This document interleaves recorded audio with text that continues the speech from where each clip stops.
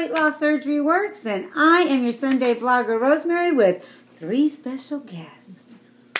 We have Sally, Cabernet Queen from England. We have Tony, Skinny Britches to be from California. And we have a Houston, Texas person here. Channel name? VSG Berlin 2011.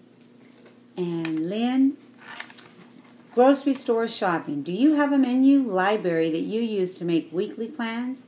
Do you make a shopping list? What staples do you purchase regularly at the store? Do you read nutritional labels when you shop? Did it take you a long time to relearn how to shop for the right foods post weight loss surgery? Oh, it's on me. Okay. You're up, girl. Okay. Do I have a menu library? No. I like to make new things all the time. Let's just say I have 2 children, so what I cook for them is different than what I might eat. Do I make a grocery list? Of course. I have to have a list, otherwise I will forget everything. Mm-hmm. What was some of the other questions? Oh. Do you read labels? Yes, I read everything. I read ingredients. I like to know what's in the food that I'm buying. I don't buy things that don't have things I can pronounce. Or at least I try not to. Sometimes you can't get away from it. You need certain things. Did it take me a long time to relearn how to shop for the right foods? Of course. Yes, I was used to buying macaroni and cheese and hot dogs and roast food before. Now I have to read everything. It takes a lot longer. You can do quinoa. You can do a quinoa macaroni, girlfriend. You have to learn. I also I make a list, but you know what? My staples are basically the same things. I think we did a Proof Weight Loss Surgery Works where I showed you exactly what was in my freezer and in my refrigerator and stuff like that. And but it's always the same. You know, I get the shrimp, I get the fish. My husband's a steak eater. I'm not so much a steak eater, but the chicken. And it's basically the same things. And when we travel, right now gas is so expensive, I make plans to go to Trader Joe's, Winco, which I don't know if you guys have a Winco, but it's a grocery store, which is the cheapest grocery store that I can find in Fresno. And that's how I do it. And so it's basically the same things for me. And plus, you know, when you live with a family or when you live with someone that is not weight loss surgery friendly, you have to kind of plan for their food too. So that's how I do it. And I use when my phone works, because right now my phone's not wanting to work right, but I have a plan. And I heard that Tony and Sally have the same thing, right? You guys use your phone, your notes. I write notes on my phone all the time now. It's the best thing ever. I think that's better than anything the phone does for me, to be able to type in the list so I can remember what I'm looking for. So. We have thrown the pencil and the paper away. we've come into the 20th century. Oh, by the way, we're wearing hats that Connie made. Quilting Connie. Hi, Connie. And Tony, what were you saying earlier? About what you and your husband do? Yeah, Don't y'all look cute.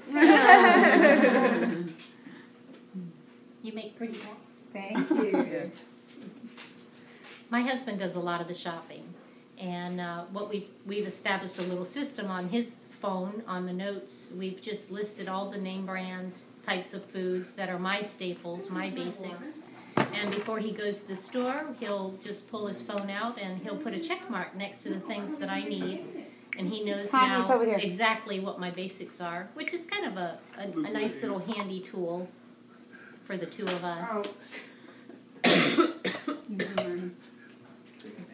As far as the labels, Alfred, since you're just walking over here, come on over here. You made a really good point this time that I came, because I try and get here every year.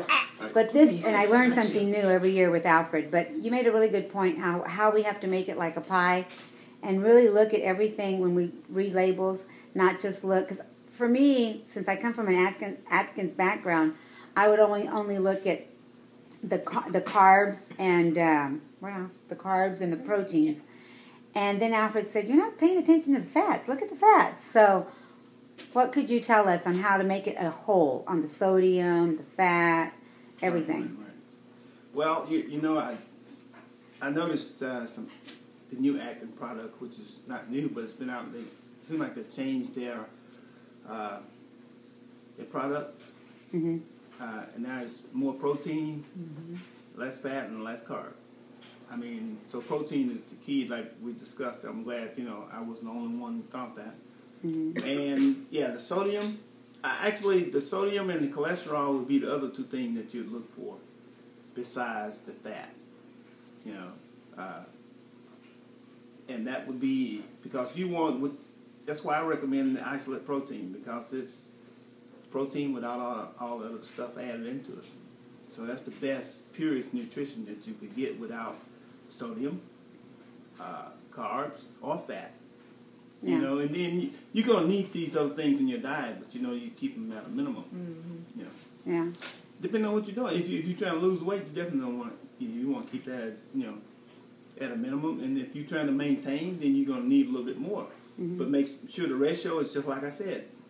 1/3, 1/3. 1/3, 1/3. So that's a good tip. If you don't learn anything today, learn that one. If you don't want to stay where you are, you reach a point where you're content with where you are, but you want to keep your energy level up and for good health, 1/3. Okay. Thank you. What staples do you purchase regularly at the store? Well, I know Alfred regularly, his vitamins, his coffee, and his protein. For me, not necessarily in that order. For me, I make sure I get my waters, I get my protein. I don't do so much steak, like I said, but I do make sure that I like shrimp. I think that's the highest, I'm a shrimp eater too. Yeah. Well, I mean, I want to get the highest protein buck for calories. For calories, yeah. So, like, I love sardines. I mean, I can do a can of sardines without anything, just that and lemon. Without when I say nothing, like I'm not going to put like anything else but just lemon. It's really good, girl. High protein, baby, high protein. What is some of your staples? I know I can name hers. Yeah, we all know. I can name hers. Might be. Lentils and wine. No, I'm just kidding. I absolutely have to have a case of dried legumes in my house in England in the cupboard, because I packed them when the movers came. I was afraid I wouldn't have as much access to dried beans and legumes because I don't eat a lot of meat.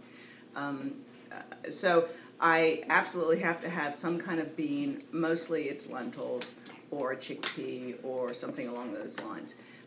I absolutely always have to have Greek yogurt. And in England, the yogurts are different. I've actually make my own now from a manufacturer that sells you this shaker thing and this powder, and it's live bioculture stuff. It's really good for your guts. And basically, I make one once a week. It ends up costing about the same as buying a big Faya over here, which you can't really get easily over there. And so is it like a Fija? It is. It's not as thick. Okay. But it is so creamy. And Did it's still 0% fat. Did you bring any? Just saying. Well, you have to have the little thing to shake it up. But anyway, you shake it up, sits on the counter 8 hours, it thickens, and you put it in the fridge, and then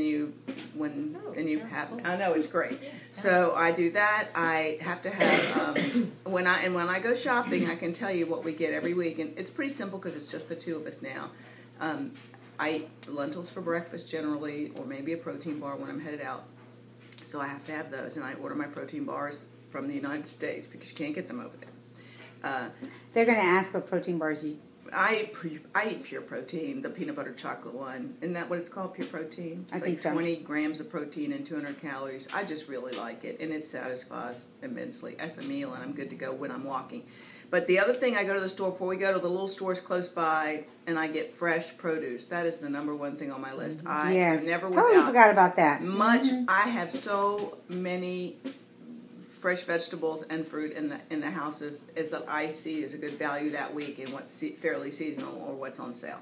Because I'll do smoothies for breakfast for Steve, and it takes bananas, apples, and fresh kale. I always have fresh kale or fresh spinach in my house, stuff like that. That's the kind of stuff I eat, guys. You should know. And soup. Is that basically what all of us are basically? Yeah. Because I have to have my yogurt. I have to have my vegetables, and when I get back to California, I'm going to be using that bullet that I received as a gift. I'm going to be doing my juicing. Love the machine.